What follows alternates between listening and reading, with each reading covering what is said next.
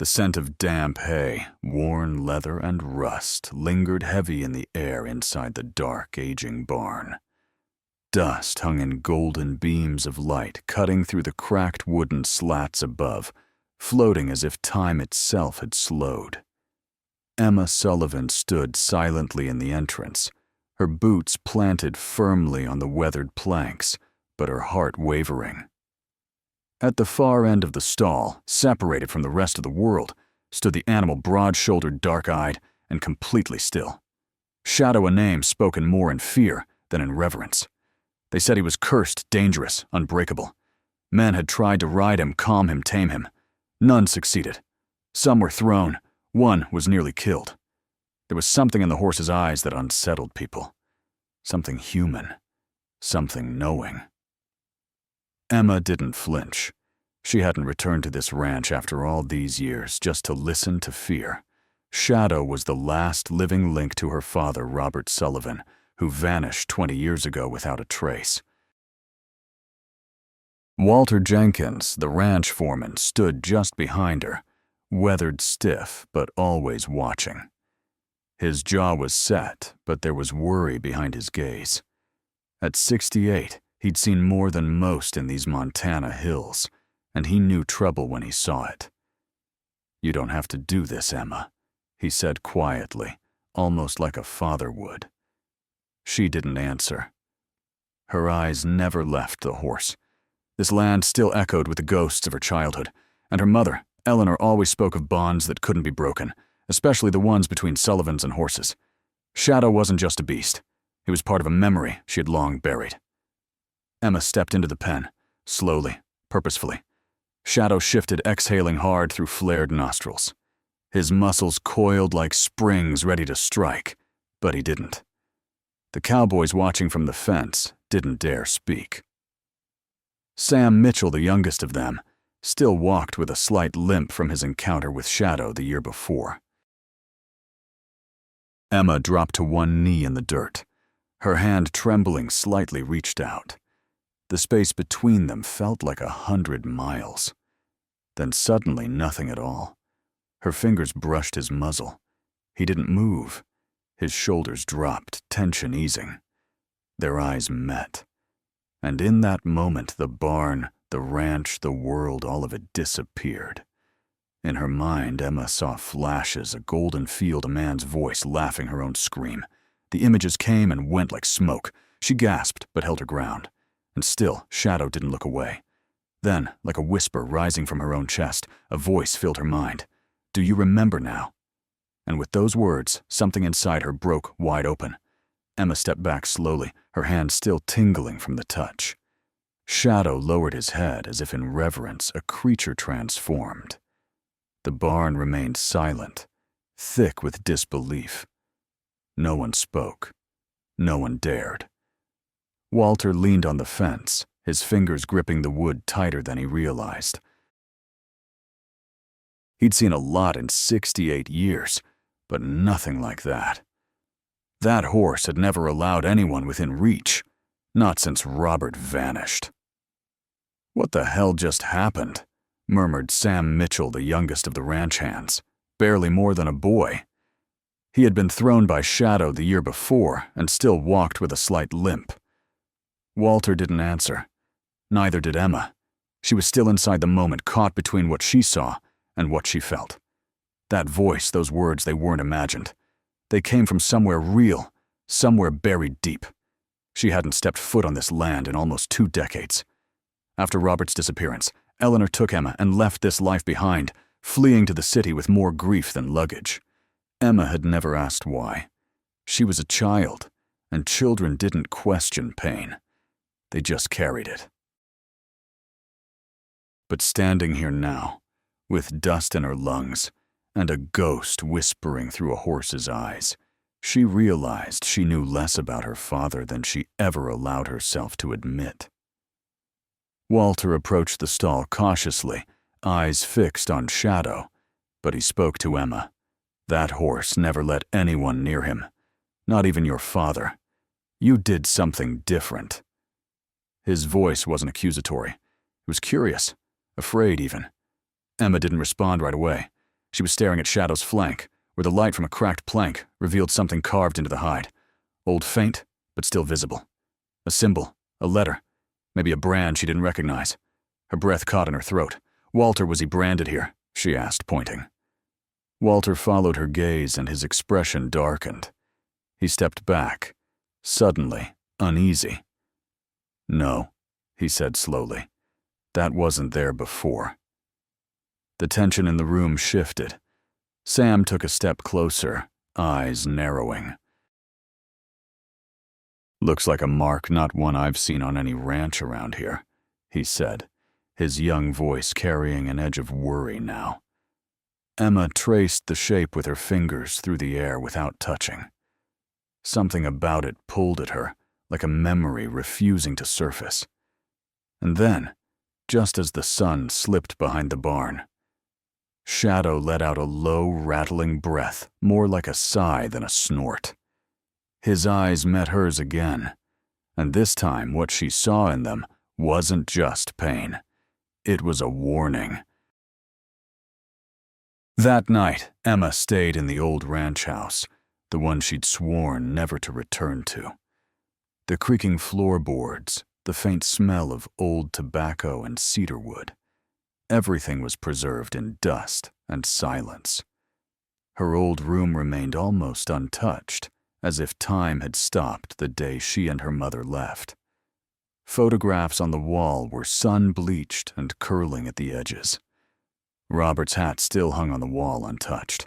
It was all too quiet, like the house itself had been holding its breath for 20 years. She couldn't sleep. Shadow's eyes haunted her. But more than that, the brand, that strange mark, it wasn't just a symbol. It had stirred something deep inside her. Walter had avoided her questions after they left the barn. He claimed exhaustion and retreated to his trailer, but Emma saw the fear in his eyes. He knew more, and she wasn't leaving without answers. Restless Emma paced the floor of the living room. Her boots echoed against the old oak planks, worn smooth by generations of Sullivans. Then something caught her eye, a faint line in the wood near the fireplace. Kneeling, she ran her fingers along the edge. It wasn't just a crack. It was a seam, a small, almost invisible panel in the floor. Her heartbeat quickened. With gentle pressure, it popped open. Inside, wrapped in yellowing cloth and dry as bone, was a small wooden box. Her hands trembled as she lifted it out and placed it on the coffee table. The lock was broken, long rusted. Inside, she found papers, letters, folded maps, and a faded photograph. In the photo stood Robert Sullivan, maybe 10 years younger than when he disappeared. He was holding the reins of a horse. Not just any horse, Shadow unmistakably, but younger, unscarred. Her hands shook as she unfolded the top letter. The handwriting was Robert's. She would never forget it. Tight, slanted, deliberate. The letter was dated 3 months before his disappearance. The words were brief, panicked. "If something happens to me, don't trust the brand. It wasn't mine. He's more than a horse. He remembers." Emma dropped the page like it had burned her fingers. The room suddenly felt colder. Her father hadn't just vanished. He'd been running from something, and Shadow had been with him at the end. She looked back toward the barn through the window, now swallowed by night. Whatever her father had been afraid of, it was still out there, and it knew she was back. The next morning brought a heavy fog that settled low over the fields, muffling every sound except the crows in the trees. Emma stood on the porch with Robert's old flannel shirt draped over her shoulders, her coffee untouched in her hand. She hadn't slept. The letter kept replaying in her mind. He remembers. What did her father mean? How could a horse remember something that even she had forgotten? Just after sunrise, Walter drove into town for supplies. That left the ranch quiet still. Emma took the chance to revisit the box. She hadn't noticed the name scrolled on one of the maps the night before. Martha Coleman, written in her father's hand. It was underlined twice. Martha had been their closest neighbor back then, a reclusive woman who everyone said knew more about the land than any man alive. Emma hadn't seen her since she was a little girl, but the name triggered something. A warmth, maybe, or dread. It took her an hour to walk the overgrown path to the Coleman house. The air was thick, still damp with fog, and the trees leaned like they were listening. The old farmhouse looked abandoned, but when she knocked on the screen door, it creaked open. From within came a voice, thin but firm. "I knew you'd come back." Martha Coleman stood in the doorway, aged and ghostly, but her eyes were sharp, clear as ever. She wore a housecoat and held a mug with both hands, like it kept her tethered to the world. "You've got your mother's eyes," she said softly. "But that storm behind them, that's all, Robert." Emma stepped inside without a word. The house smelled like herbs, old paper, and time itself. Dried flowers hung from the beams, books stacked in towers. Martha sat at the kitchen table and motioned for Emma to do the same. "Your daddy left you more than just a name," she said. "He left a trail, and he made me promise to never follow it unless you came looking." Her eyes narrowed. "Not your mother, not Walter. You." Emma's chest tightened. He knew something would happen. Martha nodded slowly. Not something child. Someone. She took a slow sip from her mug. There were men after that horse. Not just ranchers. People from out of state. Quiet folk. Dangerous. Her eyes narrowed. They said the horse belonged to them, that it was part of research. She all but spat the word. Your daddy got scared. Said the horse had seen things no animal should see. Emma opened her mouth to ask more, but Martha leaned closer, her voice dropping to a whisper. "He remembers faces, Emma, and one of them is yours." Emma sat in silence on Martha's porch, the wooden swing creaking beneath her. The fog had finally lifted, but the weight in her chest hadn't. Shadow wasn't just part of her past. He was part of something much deeper, something no one had spoken about in years. Her father's warning, the brand, the fear in Walter's eyes. It was all pointing to a truth that had been carefully buried, and now it was clawing its way back to the surface. Martha handed her an envelope, aged and yellow at the corners. "He left this too," she said. "Told me never to open it. Said it was meant for your hands only." Emma hesitated, then peeled it open. Inside was a photograph, not the one she'd found before, but older, faded, scratched. It showed Robert standing beside Shadow.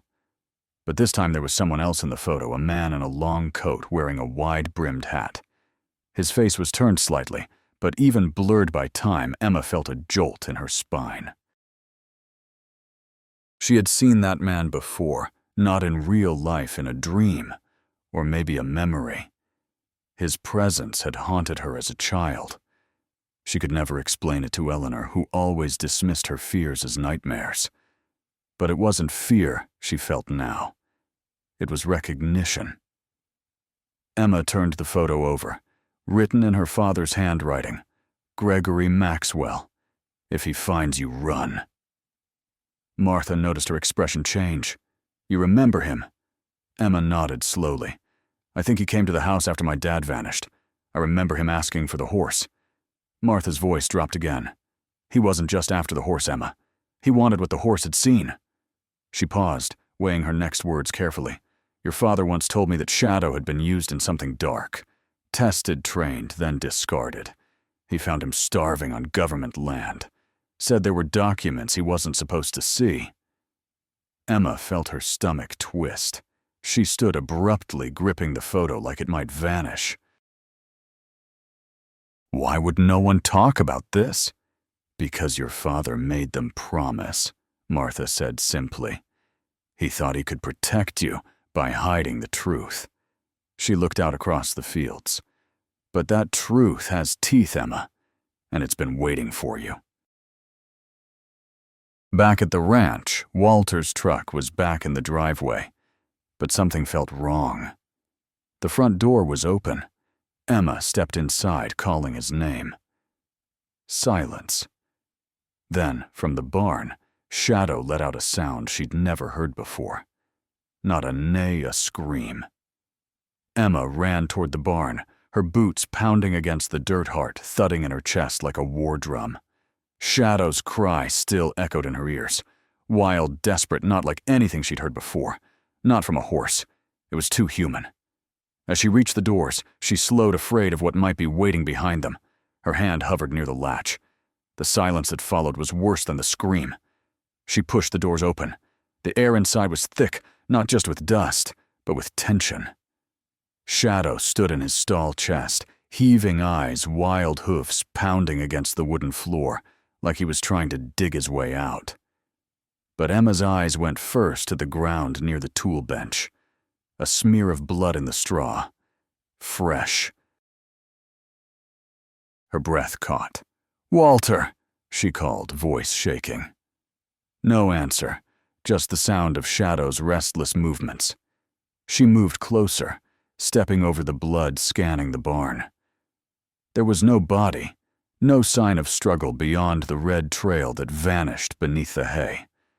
Then, from the shadows behind the feed bins, a low groan. Emma rushed over and found Walter slumped against the wall, one hand pressed to his side, blood seeping through his shirt. His eyes fluttered open. "He was here," he whispered. "He's back." Emma knelt beside him, heart racing. "Who Gregory Maxwell?" Walter nodded weakly. "I tried to stop him. Said you were gone. He knew I was lying." His eyes were glassy, his voice fading. Said something about the brand, about it not being finished. He wants the horse back. Said he'll take whatever's left if you won't give it up. Emma's hands trembled. She looked at Shadow, who had gone completely still, watching her. His eyes weren't wild now. They were focused, intense, aware. She stood slowly, something building in her chest. Not fear, not exactly. A sense of urgency, of purpose. She had spent her life avoiding this land, her father's legacy, this horse. But now it was clear. Shadow hadn't been left for her to find. He had been waiting. She turned back to Walter. "You need help," she said, reaching for her phone. But Walter gripped her wrist, eyes wide. "Don't call anyone. Don't trust anyone local. He's got people here." Outside, tires crunched against gravel. A slow, deliberate approach. Emma froze. Walter's grip tightened. "He knows you remember," he said, "and now he's coming for you." Emma moved quickly, locking the barn doors behind her. Walter had lost a lot of blood, but he was conscious barely. She slid a tarp beneath him, dragging him gently to a corner where hay bales would shield him from view. Shadow paced inside the stall, like he sensed what was coming. Every few seconds, he stopped to glance at her ears, alert nostrils flaring. Emma had no doubt now. The horse understood. The sound of tires stopped just outside the barn. A door opened, then silence. Not the kind that comes with peace, but the kind that precedes violence. Emma ducked beneath the window. Through the dirty glass, she saw him. Gregory Maxwell. His face was clearer now than it had been in the photo, older but still sharp. Cold eyes beneath the shadow of a black hat. He stood next to an old gray pickup, surveying the ranch like it belonged to him. He didn't knock, didn't call out. Just started walking toward the barn, slow and steady, like a man who never needed to run. Emma's heart pounded as she reached into the cabinet near the tack bench. Her father's old rifle was still there, wrapped in canvas and coated in dust. She'd never fired it, but now wasn't the time for fear. She loaded it with shaky hands, every click echoing too loud in the silence. Footsteps crunched just outside. Shadow let out a low, guttural snort. Not fear, but defiance. Emma looked at him. "You remember him?" she whispered. Shadow moved closer to the gate of the stall, his massive frame, tense eyes locked on the door. There was something almost human in his stillness, a knowing, a memory shared between them, even if she couldn't fully grasp it yet. The barn door creaked open slowly. A shaft of light cut across the dirt floor. Maxwell stepped inside like he'd been there 1,000 times. His voice was calm. "Emma Sullivan, you look just like your mother." She raised the rifle, hands shaking. "Don't take another step." He smiled faintly, like she was a child playing a game. "Your daddy thought he could keep secrets, but secrets rot, Emma." His eyes drifted to Shadow. "And that horse is the last piece I need." Shadow stomped once hard. Dust rose from the floor. His breath came in heavy bursts. He was ready. Emma's finger tightened on the trigger. Then Maxwell said something that made her blood run cold. "You were there too, Emma. You just don't remember." Emma's grip on the rifle faltered. Her breath caught as Maxwell's words hung in the air like smoke. "You were there too, Emma. You just don't remember." She felt something shift inside her like a locked door rattling from the other side. Behind Maxwell, the barn door creaked in the wind, letting in just enough light to cast him in shadow. He took a slow step forward. "You think this is about the horse? It's about you. It always was." Shadow moved behind her close enough that she could feel the heat of his breath. Emma didn't lower the rifle, but her hands trembled. "What do you mean I was there?" she asked. Maxwell smiled, thin and cruel. "Your father found something buried out in those hills." He gestured vaguely towards the mountain range that bordered the property. "I don't know what it was. A test site, a facility, something old. And the horse, he was there." He took another step, his boots scuffing against the dirt floor. "Your father tried to cover it up. Said you were too young to understand." Emma's mind swirled. Flashes of memory, half-formed images long dismissed as dreams rushed back.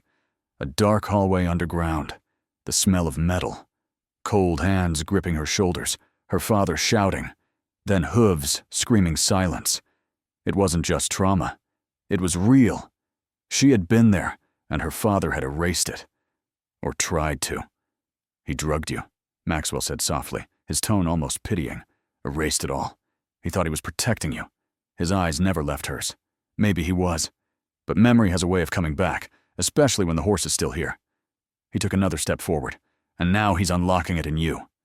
Emma's heart pounded. She backed up slightly, bumping into Shadow's chest. The horse didn't move. He was like a wall behind her solid, steady present. The image from the photograph came back to her now with clarity. Maxwell's hand on the reins. Robert's face tense with fear. They weren't partners. They were enemies. Walter groaned from behind the hay bales. The sound snapped Emma back to the present.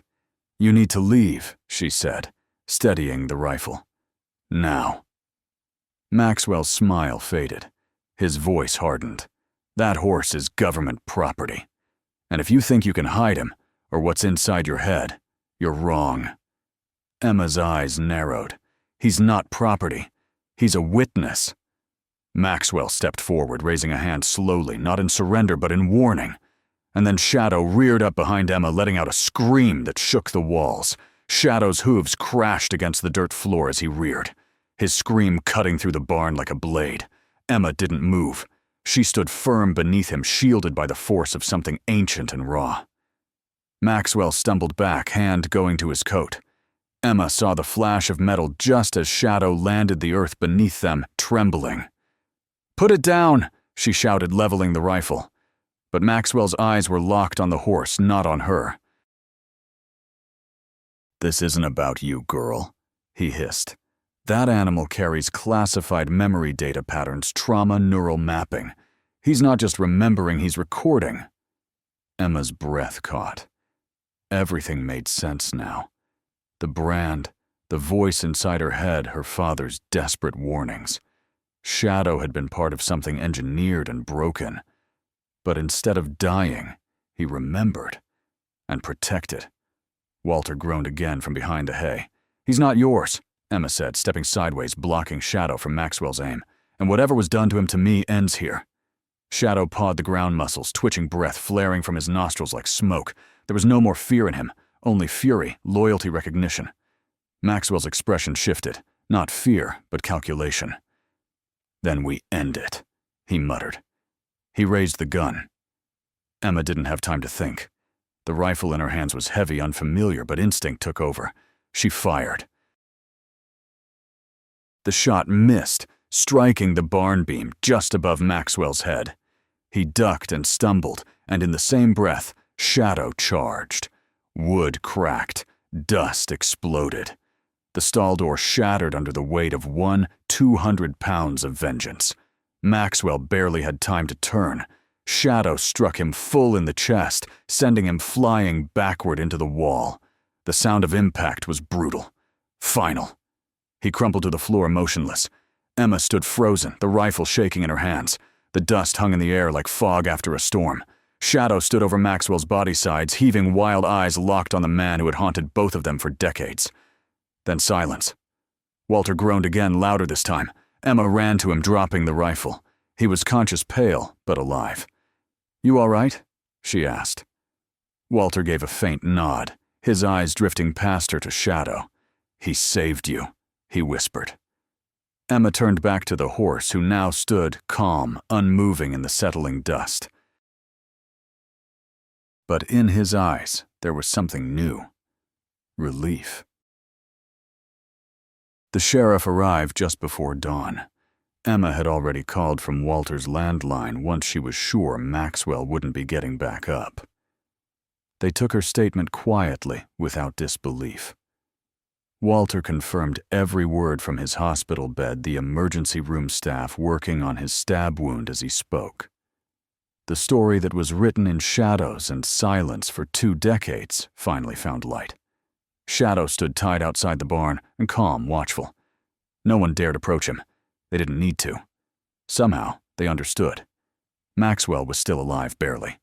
The paramedics had worked on him for nearly an hour before deeming him stable enough to transport. The official report listed his injuries as the result of self-defense. No one asked too many questions. Maybe they sensed this was bigger than it looked. Emma wasn't sure how much to say about the experiments, the memories, the facility her father had found, but Martha helped her navigate that part. She knew what to keep buried and what to finally let go. 3 days later, Emma stood by her father's grave. A fresh headstone laid next to Eleanor's. It simply read, "Robert Sullivan." He kept the promise. The box of letters rested beneath the soil. She didn't need them anymore. The truth wasn't in the words. It was in Shadow, and in the parts of her that had finally come back.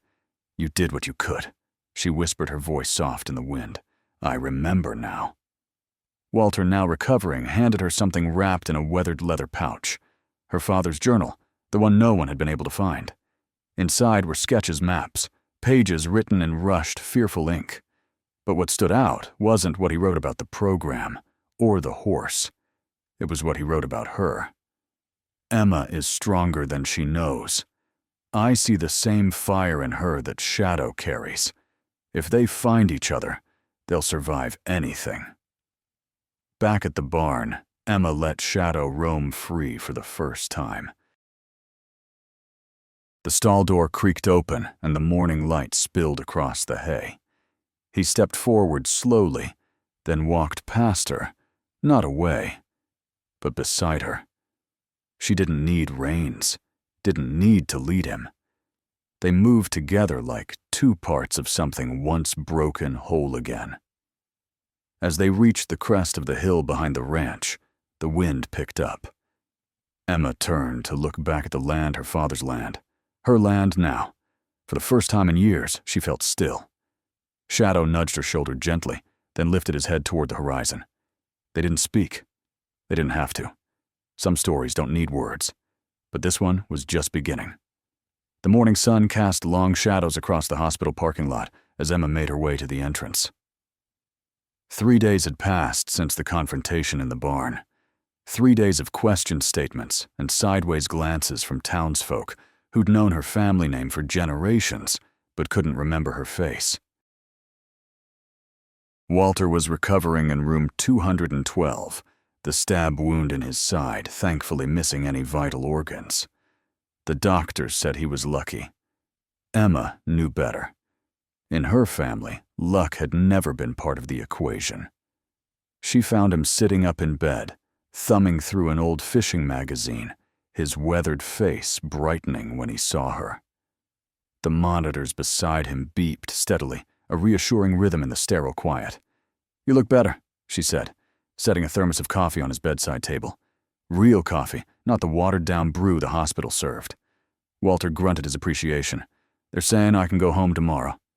He set the magazine aside. "What about Maxwell?" Emma took a seat in the vinyl chair beside the bed. "Still unconscious. They've got him under guard at county." She lowered her voice. "The sheriff found ID on him. All fake. He doesn't exist in any database they can access." Walter nodded, not surprised. And Shadow, calm, different. Emma stared out the window at the mountains in the distance, like he's waiting for something else to happen. "It will," Walter said quietly. "Men like Maxwell don't work alone." Emma knew he was right. The weight of it pressed on her shoulders. "I've been going through my father's journal," she said. "There's more to this than I thought." Walter looked down at his hands folded across the thin hospital blanket. "Your father was a good man, Emma. But he saw things he shouldn't have. Did things too, before he realized what was happening." "What things, Walter?" Emma leaned forward, her voice steady. "I need to know everything now." The old man sighed, lines deepening around his eyes.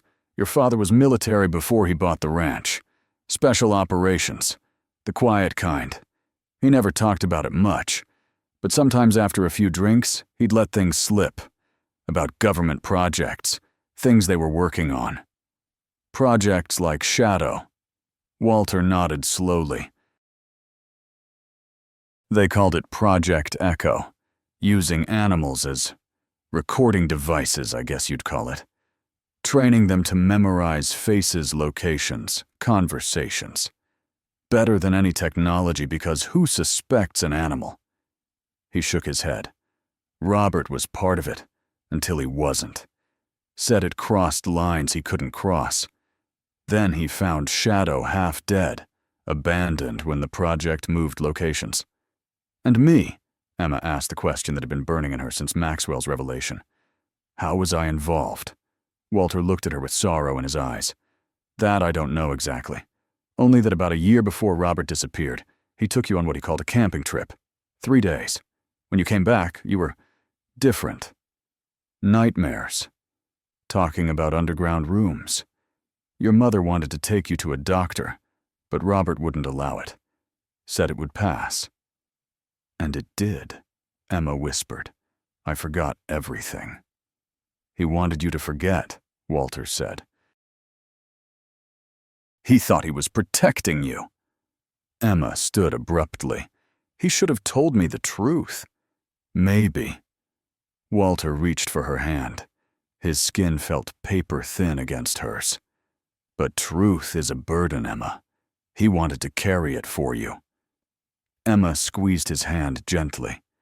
"Well, now it's mine to carry, and I'm not running from it." The county sheriff's office was a single-story brick building that looked more like a rural post office than a law enforcement headquarters. Sheriff Tom Wilson had been in charge for nearly 30 years. He'd been a deputy when Robert disappeared, and Emma remembered him bringing casseroles to their door. Afterward, his uniform always pressed his expression, always kind. He looked older now, his mustache gone gray, but his eyes were the same sharp, observant, missing nothing. "Miss Sullivan?" he said, rising from behind his desk when she entered. "I was hoping you'd come by." Emma took the seat he offered. "Any change with Maxwell? Still in a coma. Doctors say it could be days or weeks." He studied her face. "That was some hit your horse gave him." "Self-defense," Emma said evenly. "He attacked Walter. He had a gun." "I'm not questioning your statement," Sheriff Wilson said, holding up a hand. "But I am questioning what a man with 4 different IDs in his wallet was doing on your property." Emma hesitated. How much could she say? How much would he believe? She decided on a version of the truth. He knew my father from before. I think he was looking for something my father left behind. Wilson leaned back in his chair. And did he find it? No, Emma said firmly. He didn't. The sheriff nodded, seemingly satisfied for now. Well, his fingerprints aren't in any system I can access. That's unusual in itself. We've reached out to federal agencies, but so far, no one's claiming him. They won't, Emma said. The people he works for don't leave paper trails. Wilson's eyebrows rose. And who might those people be? Emma met his gaze, the same ones my father was running from when he disappeared. A long silence stretched between them. Outside the window, a group of local teenagers walked past, laughing, oblivious to the tension inside. Finally, Wilson sighed and opened a drawer in his desk. I've been waiting 20 years to give this to someone in your family, he said, placing a sealed envelope on the desk between them. Your father gave it to me a week before he vanished. Said if anything happened to him, I should hold on to it until you came asking the right questions. Emma stared at the envelope, her father's handwriting clear on the front. For Emma, when the time comes. How did you know this was the right time? She asked, not reaching for it yet. Wilson's face softened. Because you've got that same look your father had toward the end. Like you've seen behind a curtain you wish it stayed closed. Emma took the envelope, feeling its weight. Thank you. Don't thank me yet, Wilson said, his voice growing serious. Whatever's in there, whatever your father was mixed up in it, might be better left buried, Emma. Some truths don't set you free. They just put a target on your back. Emma stood tucking the envelope into her jacket. That target's been there my whole life, Sheriff. I just didn't know it until now. Back at the ranch, Emma sat on the porch steps, the envelope in her hand still sealed. The afternoon light was fading, casting long shadows across the yard. Shadow grazed peacefully in the distance, free from his stall for the first time in years.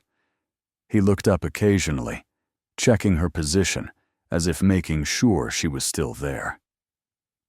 Emma traced her father's handwriting with her fingertip. The curves of the letters, the pressure of the pen-tangible pieces of him, preserved in ink. With a deep breath, she broke the seal. Inside was a single sheet of paper and a small key.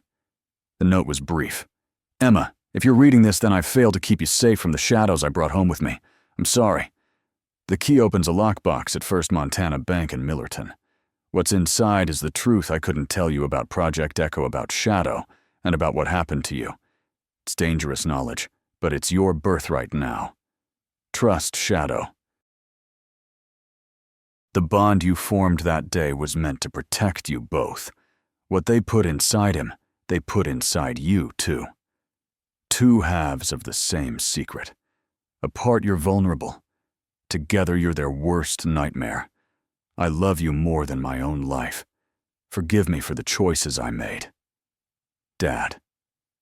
Emma's hands trembled as she read the words again. What they put inside him, they put inside you, too. What did that mean? What had they done to her?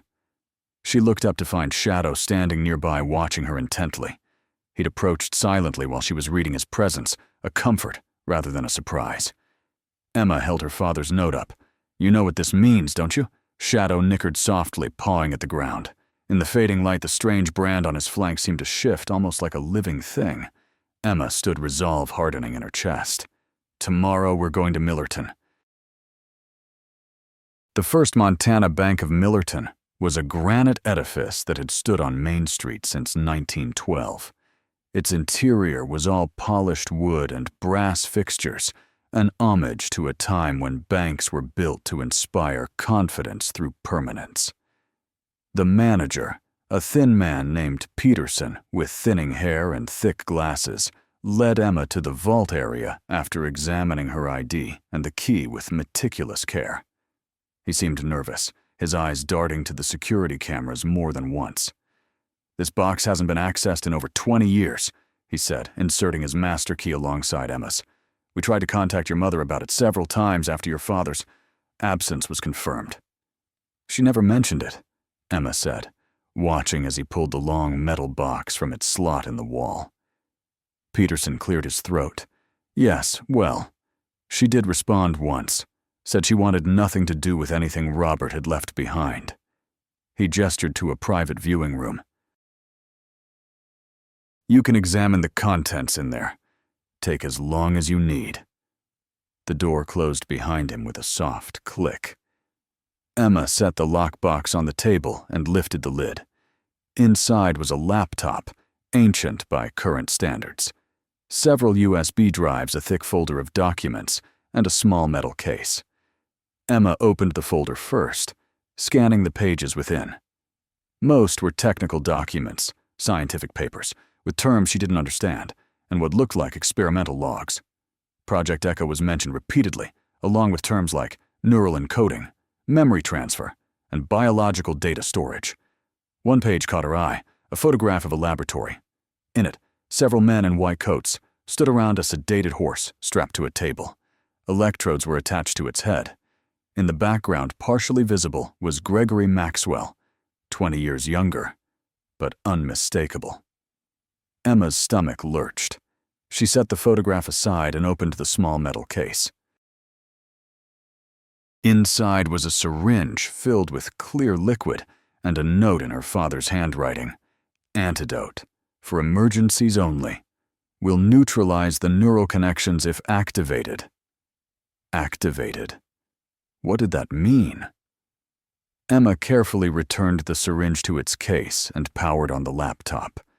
To her surprise, it still had some battery life. The screen flickered to life, requesting a password. Emma tried several combinations her birthday, her mother's name before trying Shadow. The screen unlocked. There was only one video file on the desktop labeled Emma, watch this. Her heart pounding, she clicked play. Her father's face filled the screen. He looked younger, but there was a weariness in his eyes that aged him. He sat in what appeared to be a motel room, curtains drawn behind him. "Emma," he began, his voice making her breath catch. "If you're watching this, then I'm gone, and you've come looking for answers. I prayed this day would never come, but I knew better than to trust in prayers alone." He took a deep breath. "What I'm about to tell you will sound impossible, but it's the truth. Project Echo was a military program designed to use animals as biological recording devices. They found a way to encode information data images coordinates into the neural pathways of animals, particularly horses, whose brains have remarkable capacity for memory." He looked down ashamed. "I helped develop the technology. I thought we were creating a new way to gather intelligence without risking human lives. But then I discovered they were testing it on people too, prisoners at first. Then, volunteers." His face hardened. "When I threatened to expose them, they took you. Just for a day, they said. A demonstration to show me how safe the procedure was. You were only 8 years old, Emma." Emma's hand covered her mouth, tears welling in her eyes as buried memories stirred. "They encoded half of a decryption key into your neural pathways," Robert continued. "The other half went into Shadow. It was their insurance policy against me going public. As long as you two were separated, the data they'd hidden in classified locations around the world would remain secure. If I talked, they'd eliminate both of you, and their secrets would be safe forever." He leaned closer to the camera. "I took Shadow and ran. I hid him at the ranch while I gathered evidence. I planned for us to disappear together, you, me, your mother, and Shadow. But they found me before I could finish." Robert's eyes filled with determination. "Listen carefully, Emma. If Maxwell or anyone from Echo has found you, then they're desperate. Something has changed. Maybe their data is degrading, or maybe someone else has discovered their secrets. Whatever the reason, they need both you and Shadow now." He paused, fighting emotion. "The connection between you and Shadow was immediate when they first brought you together. That's why they separated you. They feared what might happen if the two halves of their key found each other. They're right to be afraid." The video began to break up, static cutting across her father's face. His last words came through in fragments. "Find Martha. She knows. Coordinates. Echo base. Together you can stop them. I love." The screen went black. Emma sat frozen, the echo of her father's voice ringing in her ears. All these years she'd carried a piece of their secret inside her without knowing it. And Shadow carried the other half. Two parts of a whole designed never to reunite. But they had reunited. And something had awakened in both of them. A soft knock at the door broke her reverie. Peterson peered in nervously. "Miss Sullivan, is everything all right? You've been in here for nearly 2 hours." "Everything's fine," she said quickly, gathering the materials and returning them to the box. "I'm finished now." As she drove back toward the ranch, Emma's mind raced. The video, the documents, the strange connection she felt with Shadow, it all formed a pattern she was only beginning to understand. Her father had been gathering evidence against Project Echo, evidence that could expose decades of illegal experimentation. And part of the key to that evidence was locked inside her own mind. She needed to find Martha again. She would know what to do next. But when Emma arrived at the ranch, she found Sam Mitchell pacing anxiously by the gate, his young face etched with worry. "What's wrong?" Emma asked, climbing out of her truck. "It's Shadow," Sam said, his voice tight. "He's gone, and so is Martha Coleman. Some men came government types, they said. Showed badges, took them both." Emma's blood ran cold. "When? Hour ago, maybe less. They had a big horse trailer, said they were from animal control. But I ain't never seen animal control with guns like that. They had papers, though. Said Shadow was government property being reclaimed." And Martha, Sam, looked down. "They said she was trespassing when they arrived. Took her too, said they'd sort it out at the station. But Emma, they didn't go toward town. They headed east toward the old military land." Emma's mind raced. Echo Base. That's where they'd take them. The original facility must still be operational.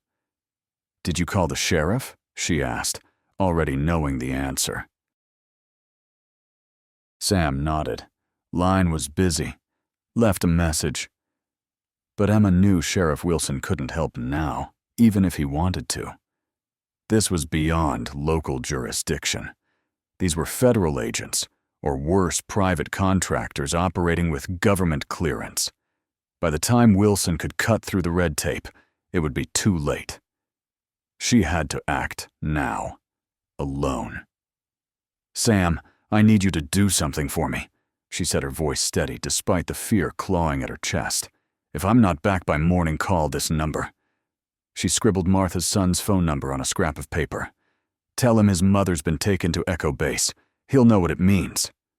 Sam's eyes widened. "What are you going to do?" Emma was already heading back to her truck. "What my father would have done. Finish what he started."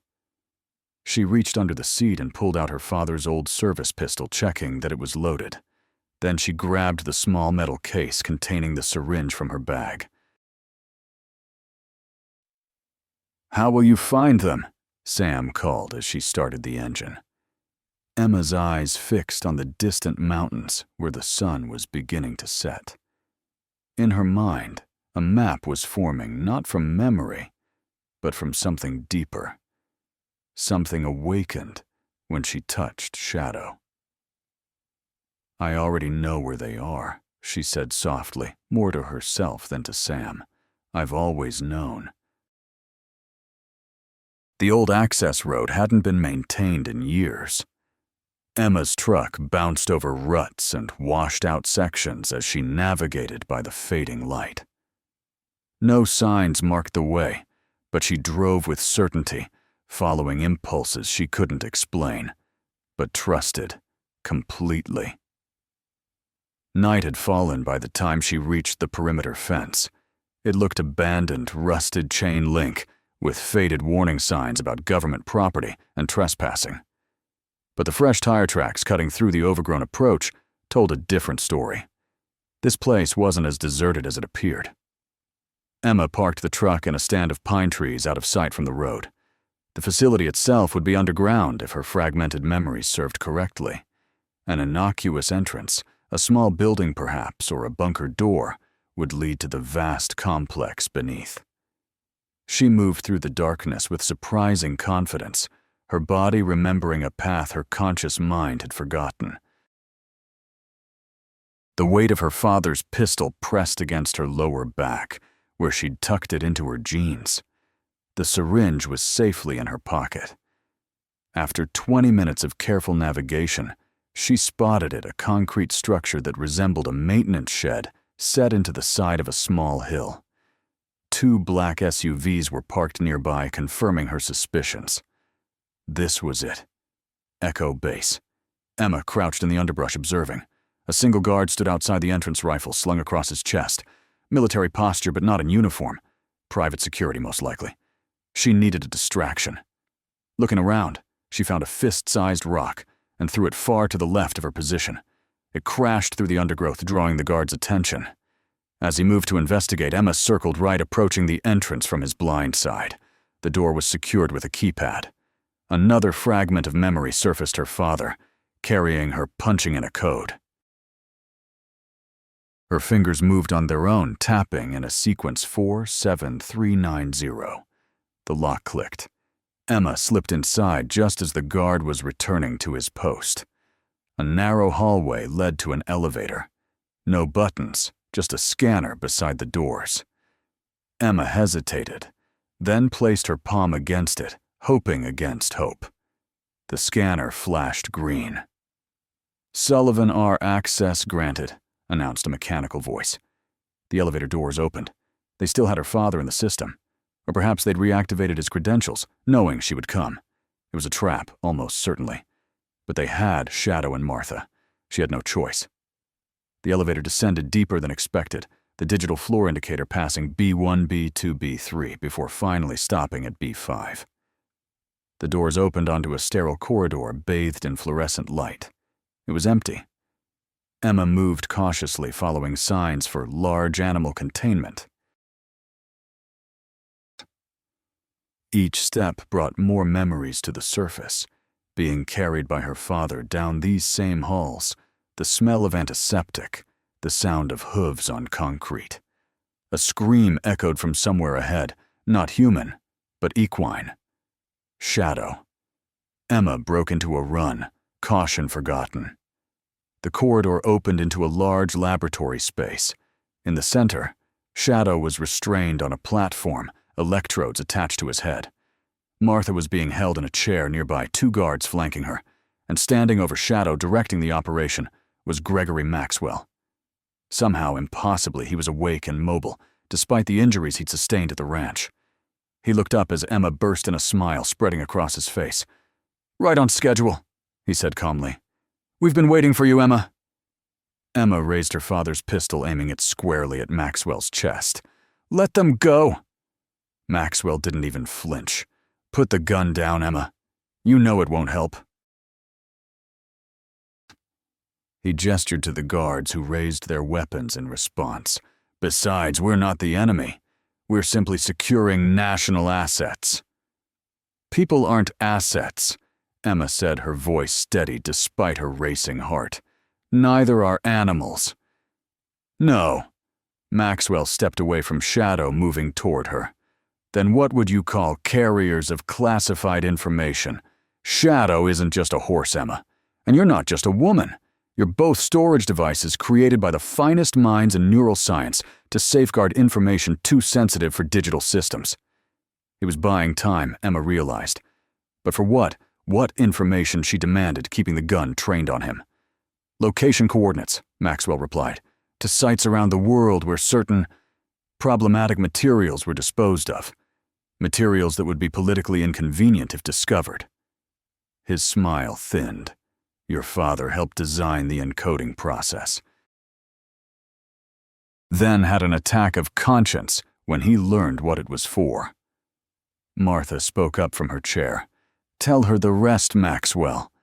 Tell her what happens when the 2 halves of the key come together." Maxwell's expression hardened. Silence, old woman. But Emma understood suddenly. That's why you separated us. Shadow and me. You were afraid of what would happen if we reconnected. Reconnection initiates data degradation, Maxwell admitted. A failsafe your father built into the system. If the two halves of the key remain in contact for too long, the data begins to corrupt. Eventually, it becomes irretrievable. And you need that data, Emma said. Why now, after 20 years? Maxwell's face darkened. Because some of those disposal sites are failing. Containment is breaking down. We need to locate and secure them before catastrophe occurs. He stepped closer. You've had contact with Shadow for several days now. The degradation has already begun. We need to extract the data from both of you before it's too late. Behind him, Shadow thrashed against his restraints, eyes wild with fear or fury.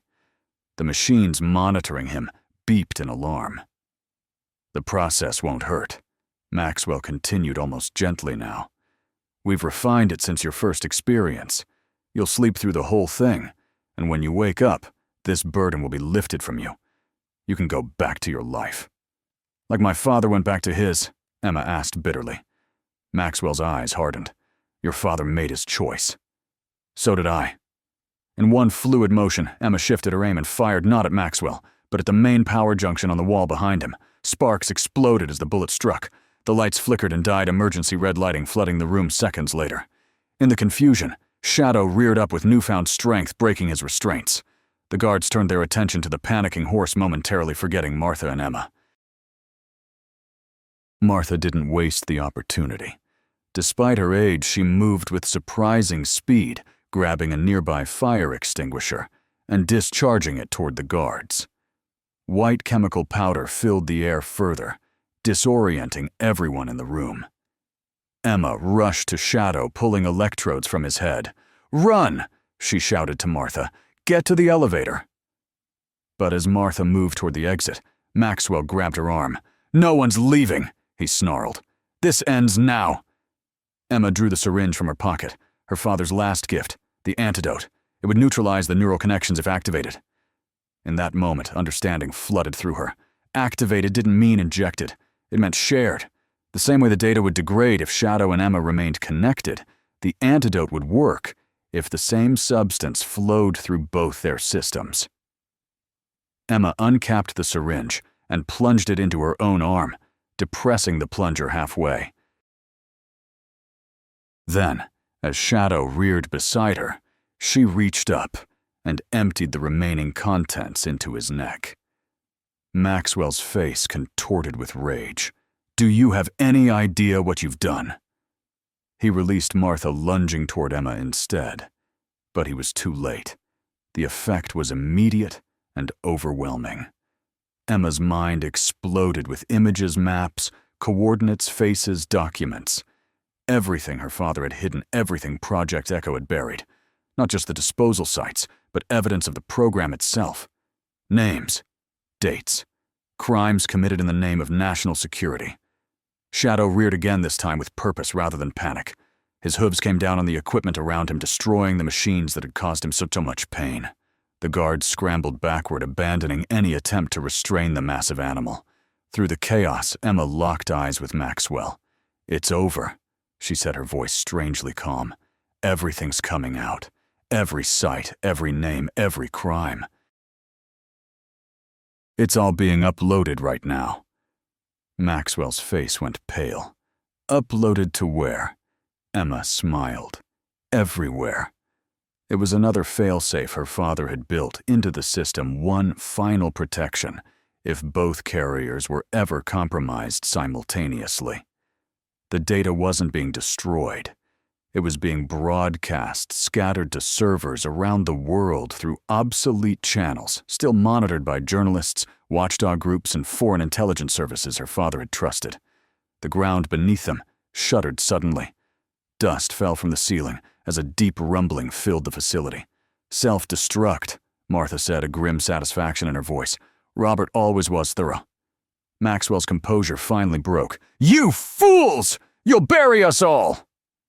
"Not if we leave now," Emma said, mounting Shadow in one fluid motion.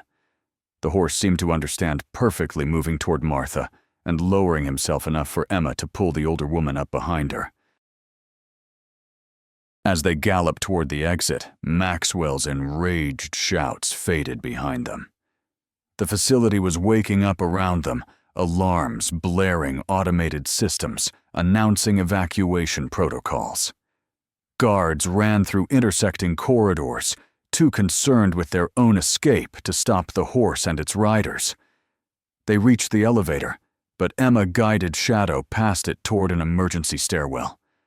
"Elevators are too risky during a facility purge," she explained, knowledge coming to her from nowhere and everywhere.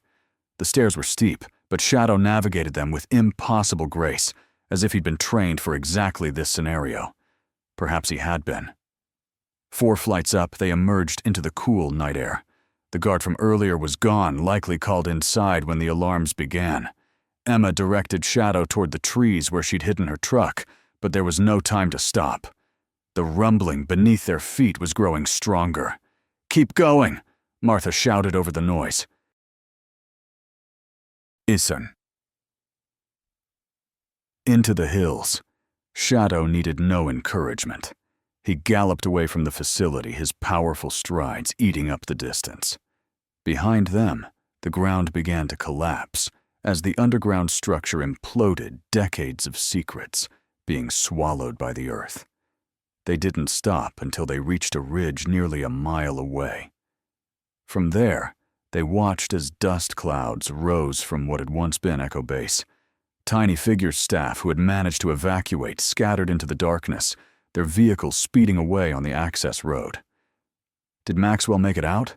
Martha asked, still breathing hard from their escape. Emma closed her eyes, searching the flood of information still coursing through her mind. "I don't know," she said finally, "but it doesn't matter. He can't hide anymore. None of them can." Shadow nickered softly, turning his head to look at Emma. The strange brand on his flank seemed to be fading already, like a tattoo being absorbed back into the skin.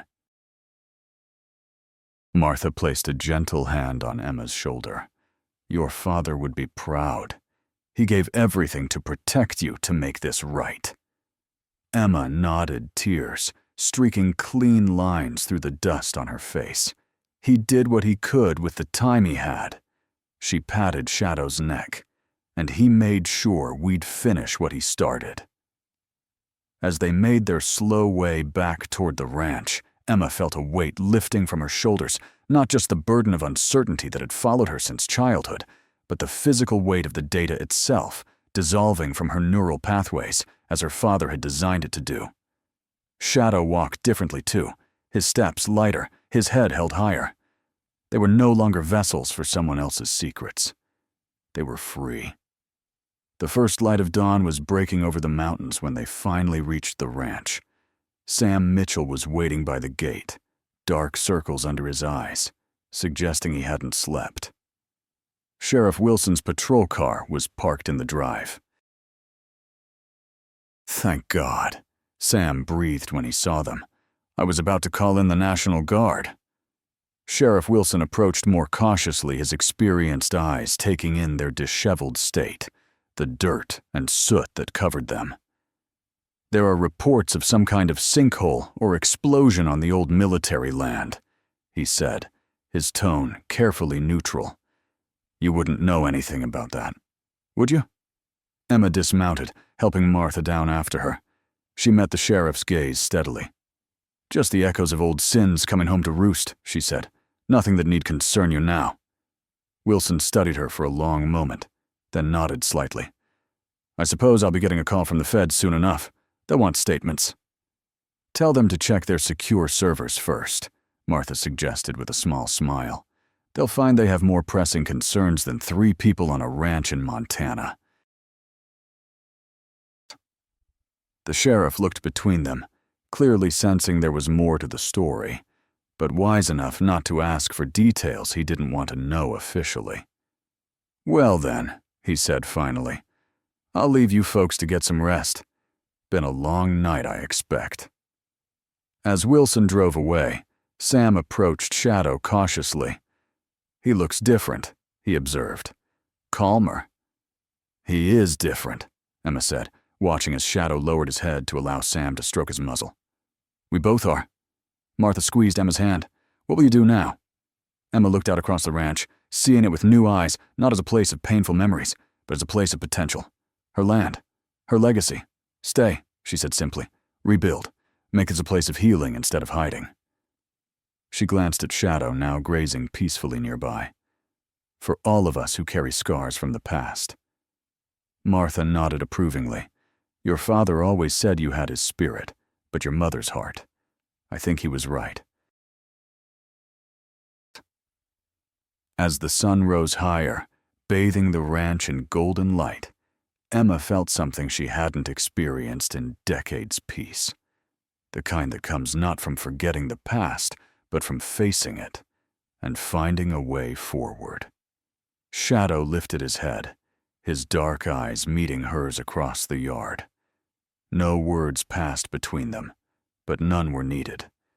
Their shared journey had forged a bond that transcended ordinary understanding, a connection built not on secrets and survival, but on trust and truth. Some would call it destiny, that they found each other again after so many years. Emma preferred to think of it as a choice to remember, to heal, and to protect each other no matter what came next. In the distance, a news helicopter appeared on the horizon, heading toward what remained of Echo Base. The world would soon know part of what had happened there. But the full story, the personal cost, the quiet heroism of a father's love, the extraordinary connection between a woman and a horse, once called cursed, that would remain theirs alone. Some truths weren't meant for government files or news reports. They belonged to the heart, passed down through generations, like the land itself, becoming part of who you are. Emma Sullivan had come home to find answers about her father's disappearance. She'd found something far more valuable herself. 3 weeks passed like a slow exhale after a lifetime of held breath. The media storm that followed the collapse of Echo Base had begun to subside, leaving in its wake congressional hearings, resignations, and endless speculation. Emma had given one brief statement to federal investigators, then retreated to the sanctuary of her ranch, turning away all other inquiries with a polite but firm no comment. Some secrets weren't meant to be shared with the world. Some burdens once carried left imprints that words could never quite describe. The early autumn morning was crisp as Emma stood on the porch, coffee mug warming her hands. Across the yard, Walter was supervising Sam as they repaired the barn roof, their friendly bickering carrying on the clear air. Walter's recovery had been remarkable for a man his age. The doctors called it miraculous. Emma knew better. In the meadow beyond, Shadow grazed peacefully with 2 new companions, rescue horses Emma had adopted from a nearby shelter. The black stallion looked up as if sensing her gaze, his eyes meeting hers across the distance. No voices spoke in her mind now. No shared memories flickered between them. The data was gone, dissolved as her father had designed it to. But something remained, a connection deeper than words or memories, a recognition of kindred spirits. Martha's old truck rattled up the drive, breaking the moment. The elderly woman had become a regular visitor since their escape from Echo Base, bringing baked goods, wisdom, and occasionally news from the outside world that Emma had chosen to avoid. "Morning," Martha called, climbing out with surprising agility for someone in her 70s. She carried a newspaper and a covered dish that smelled of cinnamon. "Thought you might want to see this?" Emma accepted the paper with reluctance. The headline made her stomach tighten. Maxwell still at large as Echo hearings continue. "They haven't found him," Emma said, not really a question. Martha shook her head.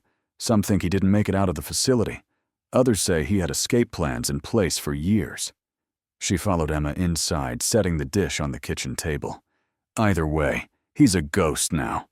His entire identity has been scrubbed from every government database." Emma poured a cup of coffee for Martha. "And the others, most have been identified." Some arrested, some granted immunity for testimony. Martha settled into a chair with a sigh. Your father's evidence was thorough. The disposal sites are being secured properly now. No more shortcuts, no more cover-ups. Emma nodded relief, mingling with lingering unease. Maxwell's disappearance was an open wound, a story without an ending. But perhaps that was fitting. Some chapters never truly closed.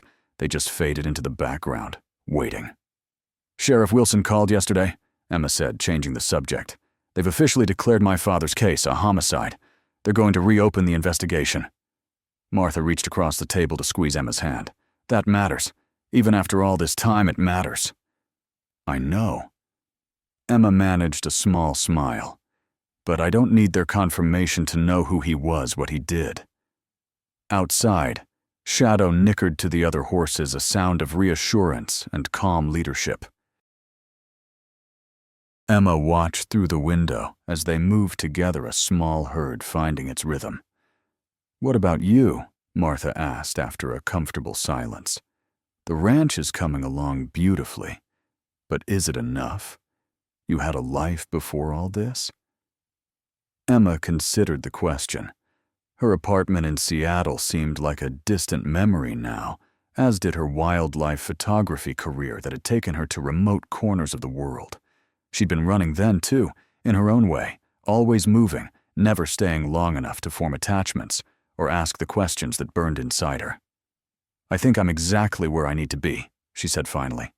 For the first time in my life, I'm not looking for an exit strategy. Martha nodded, understanding in her eyes.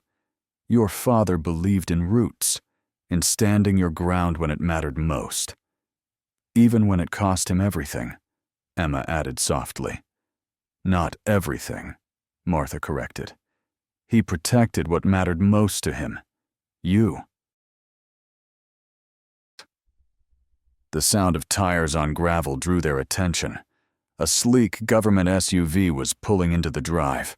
Emma's body tensed, instinctively old fears surfacing despite weeks of relative peace. Were you expecting company? Martha asked, her own posture straightening. No. Emma moved to the cabinet where she kept her father's pistol, checking that it was loaded before tucking it into the back of her jeans. Some habits were hard to break. They watched as a woman in a charcoal pantsuit emerged from the vehicle.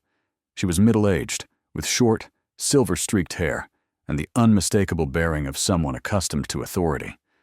She surveyed the property with a practiced eye before approaching the house. Emma met her at the door before she could knock. Miss Sullivan, the woman asked, her voice carrying a slight southern accent. My name is Director Catherine Voss, Department of Justice. I was hoping we might speak privately. Emma didn't move from the doorway. I've already given my statement to the federal investigators. This isn't about your statement. Voss's expression softened slightly. It's about Maxwell. May I come in? After a moment's hesitation, Emma stepped aside. Voss entered, nodding politely to Martha, but clearly recognizing this was not a conversation for extra ears. Mrs. Coleman, I presume? Voss said. Your son speaks highly of you. Martha's eyebrows rose. You know, Daniel, we've worked together on certain matters of national security. Voss turned back to Emma. I won't waste your time with pleasantries, Miss Sullivan. Gregory Maxwell has surfaced. Emma felt her heart rate quicken. Where? Mexico, a small coastal town near Tulum. Voss placed a slim folder on the table. We have reason to believe he's not alone. He's gathering what remains of Project Echo's leadership, those who escaped prosecution. Why tell me this? Emma asked, not touching the folder. I'm a civilian. Voss studied her for a long moment. Because Maxwell is obsessed with you and that horse. Our intelligence suggests he's planning something reckless. A last attempt to recover what was lost. That's impossible, Emma said firmly. The data is gone. Permanently. Perhaps. Voss didn't sound convinced. But Maxwell was working on Project Echo for decades. If anyone knows its secrets, its fail-safes, its vulnerabilities, it would be him. Martha spoke up. What exactly are you suggesting? Director Voss straightened her already impeccable posture. We want to use Miss Sullivan and Shadow as bait. Draw Maxwell out of hiding into a controlled situation where we can apprehend him. Absolutely not, Emma said immediately. Hear me out, Voss countered. Maxwell will come for you eventually. On his terms when you least expect it. This way, we control the narrative. We keep you safe. The way the government kept my father safe. Emma's voice was sharp with bitter memory. No, thank you. Voss's expression remained neutral. Your father made choices that placed him outside our protection. Choices that, while arguably moral, violated his security clearance and multiple federal laws.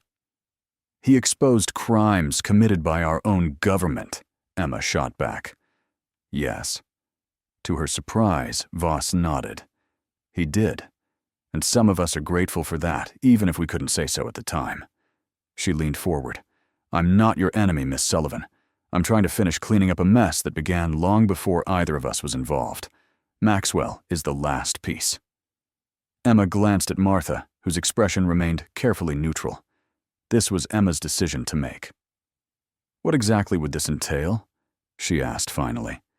We create a scenario Maxwell can't resist. Perhaps news of a breakthrough with Shadow. Something to suggest the data might be recoverable after all. We leak this information through channels he's monitoring. Voss outlined the plan with practiced efficiency. When he makes his move, we're waiting. And Shadow, how do I know he'll be protected?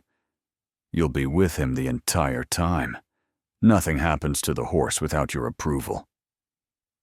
Emma walked to the window, watching Shadow in the distance. He had protected her when it mattered most. Perhaps it was time to return the favor by eliminating the threat that still loomed over them both. I need time to think about it, she said finally. Voss nodded, apparently having expected this response. Of course. She stood to leave, placing a business card on the table. Call me when you decide. But don't wait too long. Maxwell isn't known for his patience. After the SUV had disappeared down the drive, Martha broke the heavy silence. What are you thinking? Emma turned from the window, her expression resolute. I'm thinking it's time to end this. For good. The plan took shape over the following days. Emma agreed to Voss's proposal with specific conditions the operation would take place at the ranch on her territory. Shadow would remain free, not restrained in any way, and Walter and Martha would be moved to a safe location until it was over. Walter had protested vehemently. I'm not leaving you to face that snake alone, he'd argued, his weathered face flushed with protective anger. I won't be alone, Emma had replied, glancing toward the federal agents already establishing a perimeter around the property. And I need to know you're safe, Walter. I can't focus if I'm worried about you. In the end, he'd relented, though his departure had been marked by a bone-crushing hug and a gruff warning. You call if anything feels wrong, anything at all. Now, 3 days later, Emma stood in the barn brushing Shadow's coat as the sun began to set. The bait had been laid a carefully crafted story in scientific journals about breakthrough research in neural memory retrieval with specific mention of a Montana case study involving a horse. Voss's team had ensured the information reached Maxwell's known associates. All that remained was to wait. Shadow leaned into the brush strokes, his eyes half closed in contentment. The brand on his flank had faded to near invisibility, just a whisper of the symbol that had once marked him as property. I never thanked you properly, Emma said softly, her hands steady in their rhythmic motion. For saving me that day. For everything. Shadow's ear flicked back, listening. Sometimes Emma still felt he understood every word, data connection or not. We're going to end this, she promised. Then it's just you and me and this land. No more looking over our shoulders. A soft crunch of footsteps announced Director Voss's approach. The woman wore tactical gear now, instead of her suit, though she still managed to look perfectly composed. "It's time to move into position," she said. "Our surveillance picked up movement on the north access road. 2 vehicles approaching slowly with lights off." Emma felt a cold certainty settle in her stomach. It's him. Most likely. Voss handed her a small earpiece. "Keep this in at all times. We'll be able to hear everything, and I can communicate with you directly." She hesitated, then added, "You don't have to go through with this. We can extract you. Now try another approach." Emma shook her head, slipping the earpiece in place. "No, it ends tonight." She patted Shadow's neck. "We're ready?" Voss nodded and disappeared into the gathering darkness where her team was hidden in strategic positions around the property. The plan was simple. Emma would remain in the barn with Shadow appearing vulnerable but alert, as if she suspected trouble but wasn't certain. When Maxwell showed himself, the agents would move in. Emma dimmed the barn lights to a soft glow, creating shadows where there were none. She positioned herself near Shadow's stall, close enough to the rifle mounted on the wall, to reach it if needed, but not so close as to appear prepared for confrontation. Then she waited, every sense heightened, aware of every creak of the old barn, every shift in the air. Shadow remained unusually still, his ears pricked forward alertness radiating from his powerful frame. Minutes stretched into an hour. The ranch was silent, except for the occasional whispered update in Emma's earpiece. The vehicles had stopped just out of visual range, no movement detected. Holding position. Then, without warning, the earpiece went dead. Emma tensed, immediately aware that something had gone wrong. She reached for the rifle, but before her fingers could close around it, a familiar voice spoke from the shadows. "I wouldn't do that if I were you." Gregory Maxwell stepped into the pool of light, looking thinner than she remembered, but no less dangerous. His eyes held the same cold calculation, though new lines of strain marked his face. He held a device in one hand that Emma recognized as a signal jammer. "Your federal friends are temporarily indisposed," he said conversationally. "Not harmed, just distracted. My associates created a rather convincing diversion on the far side of the property. Old military tactics draw attention away from the true objective." Shadow snorted, aggressively moving forward in his stall, but Maxwell remained just out of reach. "How did you know?" Emma asked, buying time assessing options. Maxwell smiled thinly. "That it was a trap, please. Catherine Voss has been trying to catch me for years. She's good but predictable." He took a step closer. "The question is, why did you agree to it? You must have known I'd see through the ruse." Emma met his gaze steadily. "Because I'm tired of running. Tired of looking over my shoulder. I want this finished." "As do I." Maxwell gestured with a small handgun she hadn't noticed until now.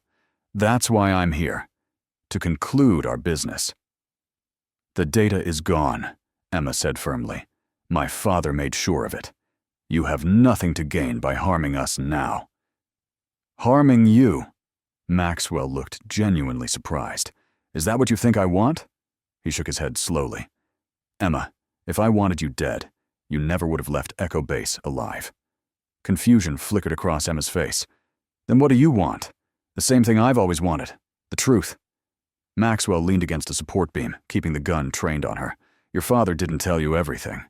The disposal sites were only part of the story. The public story, the one that's been making headlines.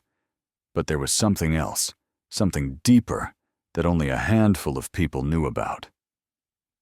Despite herself, Emma felt a flicker of curiosity. "What?" Project Echo wasn't just about data storage. That was merely the cover story. Maxwell's voice took on a passionate intensity. "We discovered something extraordinary, a way to create a genuine consciousness connection between species, human and animal linked at the neural level." Emma remembered the voice in her mind when she first touched Shadow, the sense of another consciousness brushing against her own. That's impossible. Is it? Maxwell raised an eyebrow. You felt it, didn't you, when you connected with Shadow? It wasn't just memory transfer. It was communication, understanding, a bridge between minds. Shadow pawed at the ground, his eyes fixed on Maxwell with unsettling intelligence. The military applications were secondary, Maxwell continued. The true breakthrough was evolutionary, a step toward understanding consciousness itself. Your father saw it too at first. He was as excited as the rest of us. But then he saw what you were willing to do to achieve it, Emma finished. The people you hurt, the lines you crossed. Maxwell waved a dismissive hand. Progress demands sacrifice, always has. Not my sacrifice, not Shadow's. Emma's voice hardened. You had no right. We had every right.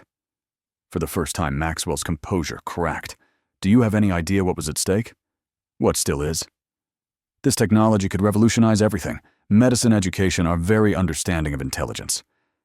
At what cost? Emma challenged. My father's life, Shadow's freedom mine. Maxwell's expression softened suddenly, catching Emma off guard.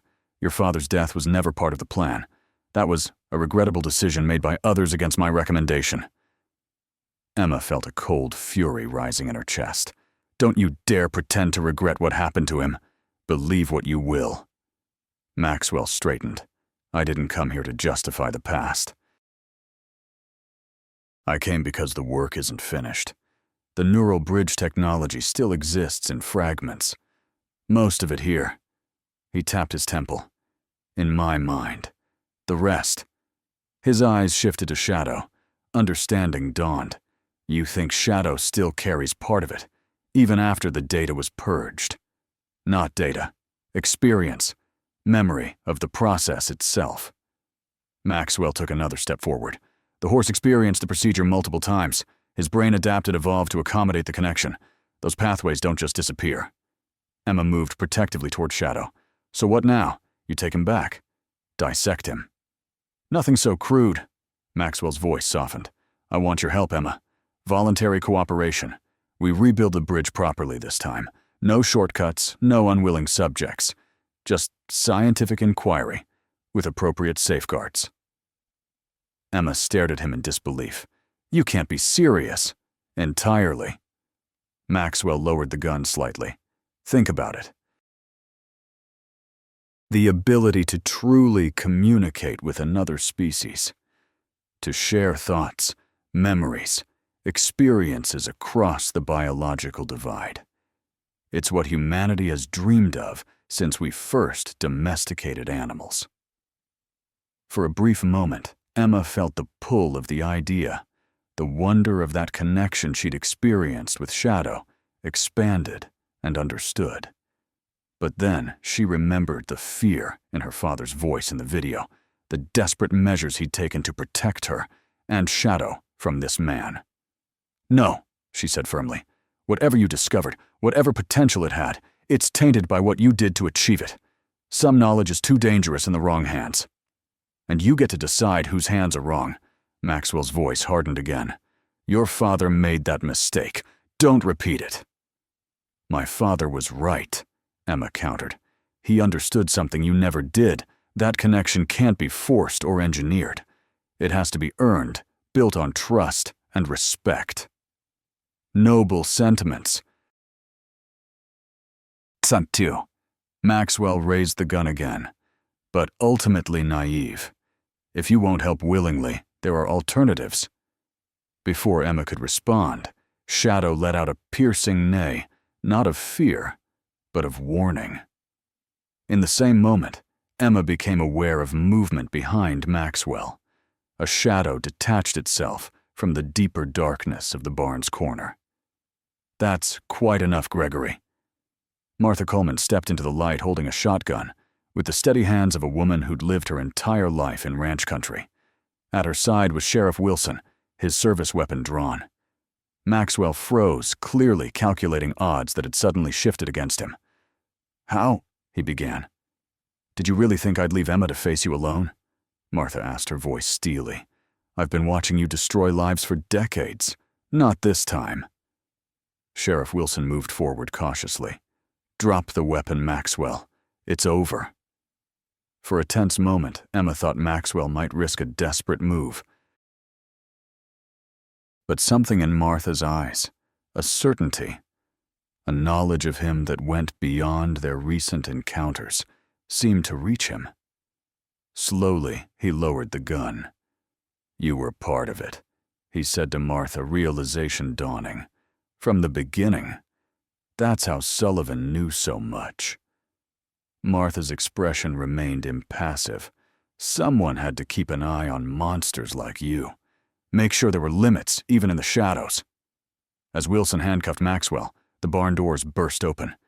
Director Voss led a team of agents inside, faces tense with the aftermath of realizing they'd been diverted by a false alarm. We lost communication, Voss said, eyes quickly assessing the situation. Are you all right? Emma nodded, moving to Shadow's side, drawing comfort from his solid presence. We're fine. Thanks to Martha. Voss turned to the elderly woman with new respect. Mrs. Coleman, it seems we owe you a debt. You owe me nothing, Martha replied, lowering the shotgun. Just take him away.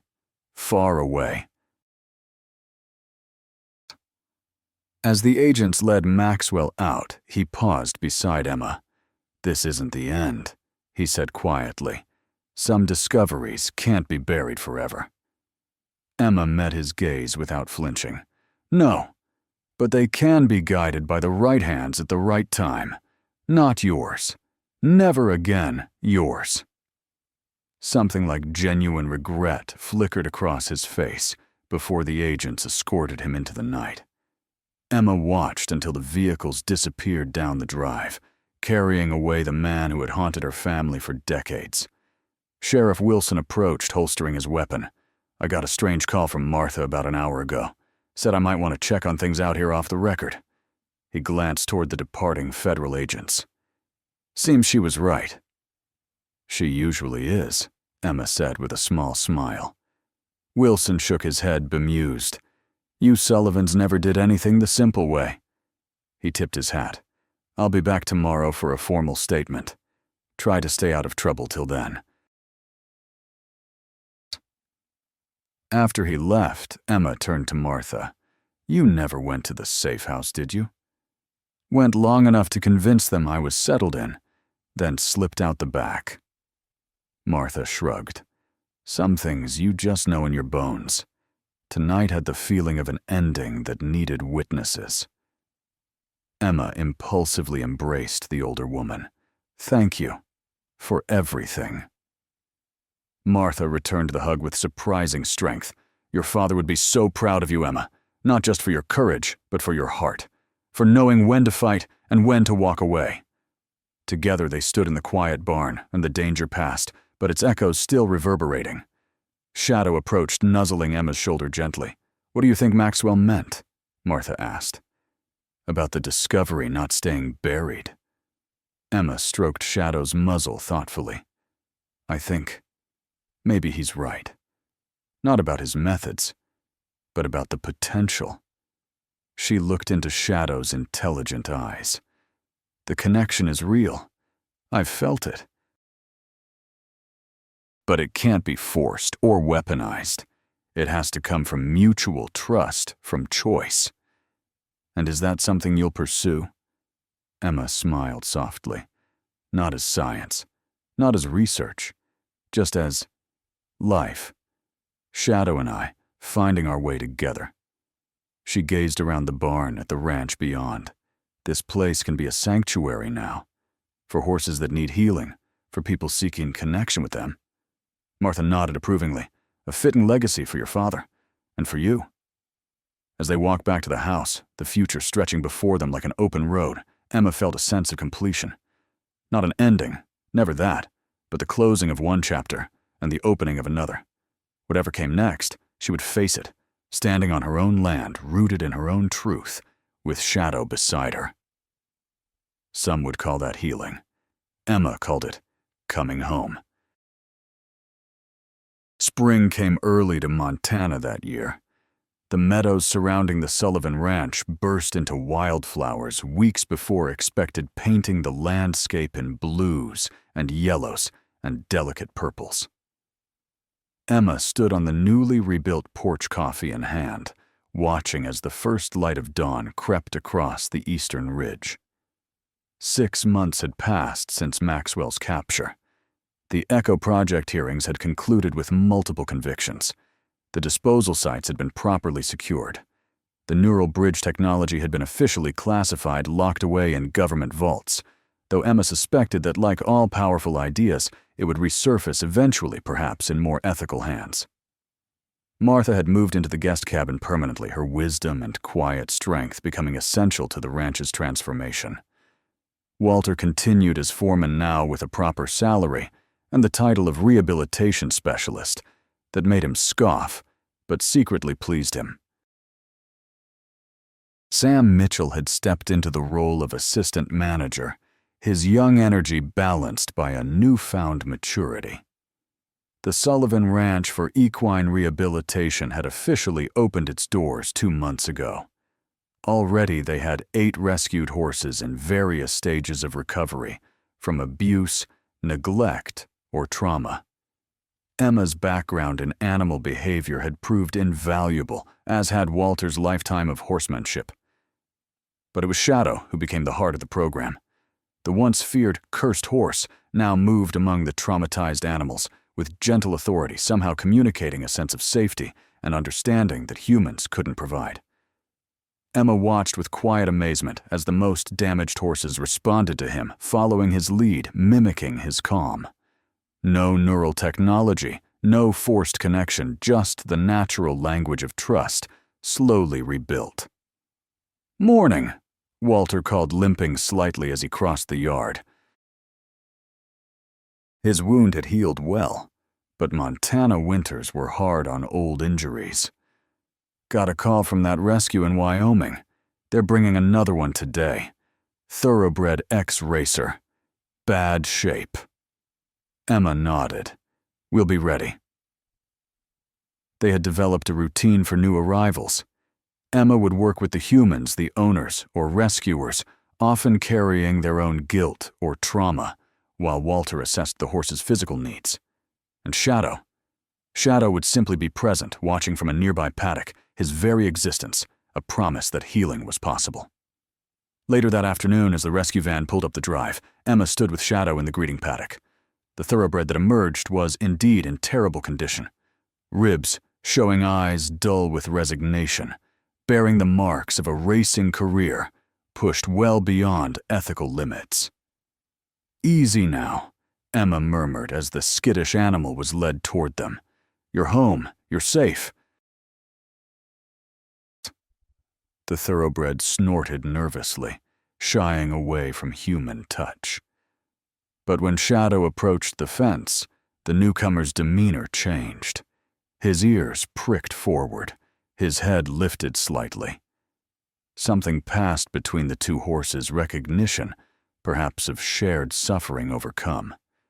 The rescue worker, a young woman with tired eyes, watched in amazement. "He hasn't responded to any other horse like that.